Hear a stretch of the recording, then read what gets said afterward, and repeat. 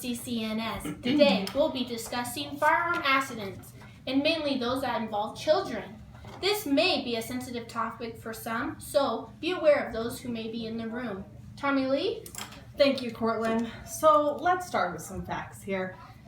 Firearm accidents are one of the top 4 leading causes of injury and death, and they're defined as injury or death from a weapon that results from a wound or a penetrating injury. And I think it's important to mention that 33% of these homes with firearms have children present.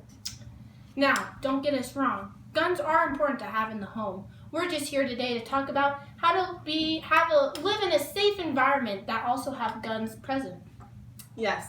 So I just think it's important to maybe get out some statistics. I'm just going to read some numbers for you here. So common circumstance surrounding unintentional firearms, both of younger children and older children, so we're talking about those under 12 and then those 13 to 18, happened when they were playing with a gun. Also, it involves, showing them a gun or mistakenly thinking that the gun was unloaded or the safety was engaged when it was not. Also, younger children, about 16%, have mistaken the gun for a toy, and that's resulted in death. And lastly, I think it's important to know that approximately the same percentages of death of younger and older children occurred while hunting or target shooting. These statistics are a little bit staggering, but Cortland's got some information on us for some education and safety so that we can properly use these firearms. The main things we want to remember when dealing with gun are 4 quick, easy topics, all right? Always point the muzzle in the safe direction. Always treat a gun as if it was loaded. Always be sure of your target and beyond. And always keep your finger off the trigger until you're ready to fire. If you choose to store guns in your home, make sure that they're locked up safely. A good rule of thumb is to keep the gun locked up in a safe separate from the ammunition. Yes. If you choose to have a small handgun, a rifle for your own use, keep with ammo in the gun, keep it locked up then separately that only you and your spouse, your partner, knows where that loaded gun is. But keep that away from the children and don't let them know that there is a loaded gun in the home. Yes, that's great. Thank you. Those are some good tips to keep in mind. And a lot of that information was from Hunter Safety, correct? Yeah, so it's great sources, and we'll make sure to provide you some sources via our website. You'll be able to kind of look and see where you can read a little bit more information on these. So again, a few things just to review to keep in mind when storing firearms. We've got lock them in a safe cabinet, store ammunition in a separate location, which is so important because even if they do find that gun or that firearm, we're not worried about them having the ammunition. Always make sure to disassemble the gun and store even separate parts safely in separate areas out of reach of children specifically.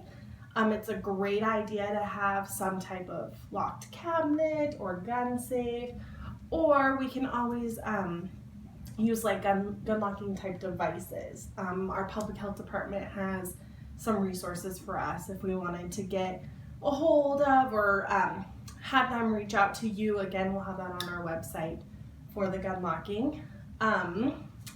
What else do you think is maybe some good information to give our viewers today so that they're prepared to prevent firearm accidents? I think another big thing is if a child comes with you with questions about the gun, don't scoot around their questions. If they're educated enough to ask a question, then you should trust that they should be able to handle the answer. So just be straightforward with them. And the biggest thing also is safety starts with you. So lead by example. If you treat a gun with respect and use those 4 big things, not pointing the gun at somebody, keeping your finger off the trigger, the child will see that, and when it's their turn if you want them to have a hold of the gun, that you've showed them how to handle the gun, and so they're better equipped for when that time comes. Yes, you know, I think that's all we've got for our segment today. I know this was a bit of a heavy topic, and we all want to be aware that firearms are present. They are not something to be afraid of, but something to make sure that we're aware of how to use them, how to store them, and how to just properly exist around weapons. I think it's a great idea to just make sure that we're setting our political values aside and we're really focusing on the safety of our children. Yes. And yeah, I think, you know, we'll include those resources on our website, and we'll make sure that, you know, if you've got any questions, you can always go to our Facebook page, CCNS on Facebook, and our producer will relay those to us. Mm-hmm. All right. Well, from the people at CCNS, be safe out there, and that's the way the cookie crumbles.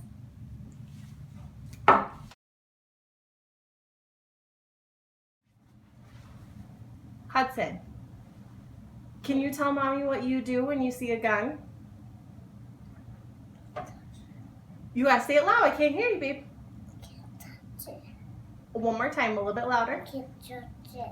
And you... Tell Daddy can pick it up so I can see it. No. What do you do when you see a gun? We tell Daddy so I can see it. No, remember, you don't touch it. I see it with my eyes. And you tell her. Grown up. All right. To pick it up. Okay.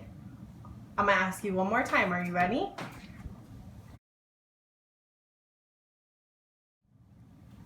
All right. Are you ready, Hudson? What do you do when you see a gun? And we did that and we tell Dad that. And you don't? We look at it and we just go till grown up. Yeah, but you make sure that you don't. Touch And you tell her. grown up. Can you do that?